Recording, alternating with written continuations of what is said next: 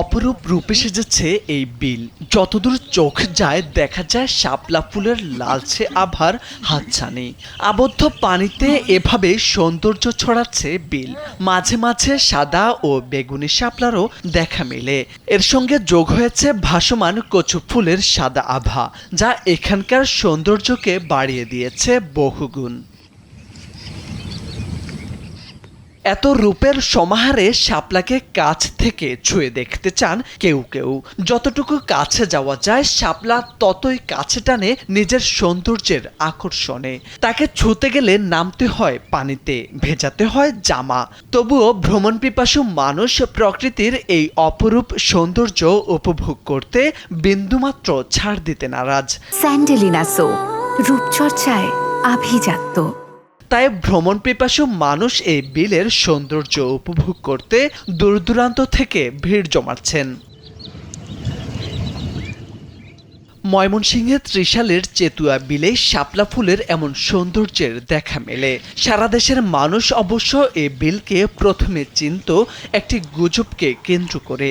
একদিন রাত পেরিয়ে সকাল হতেই কিছু লোক দেখতে পায় সেখানে থাকা জমাট বাঁধা কচুরিপানা হঠাৎ সরে গিয়ে অনেকটা জায়গা ফাঁকা হয়েছে।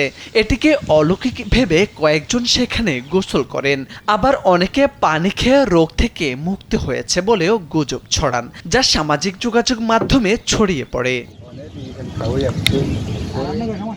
সে সময় প্রশাসন কুসংস্কারে আচ্ছন্ন হয়ে চেতুয়া বিলের পানি, মাটি, কচুরিপানা ব্যবহার না করার জন্য প্রথমে মাইকে আহ্বান জানান। এতে কাজ না হলে আইন শৃঙ্খলা বাহিনীদের লাঠিচার্জের আদেশ দেওয়া হয়। পরে পরিস্থিতি স্বাভাবিক করতে আইন শৃঙ্খলা বাহিনী মাঠে নামেন।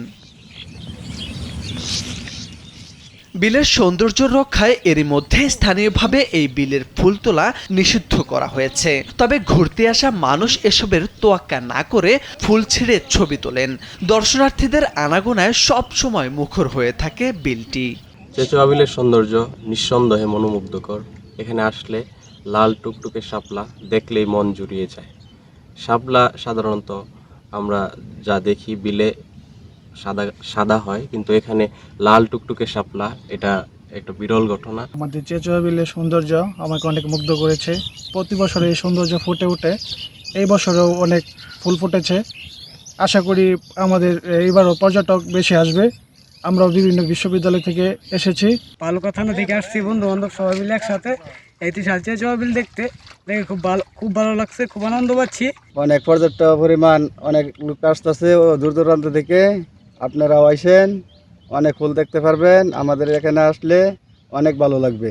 এই বিলের সৌন্দর্য রক্ষায় এগিয়ে আসবে প্রশাসন। যোগাযোগ ব্যবস্থা ভালো হলে বাড়বে দর্শনার্থীদের আনাগোনা। এই বিল হয়তো একসময় পর্যটন কেন্দ্র হয়ে উঠবে, এমনটাই বিশ্বাস স্থানীয়দের।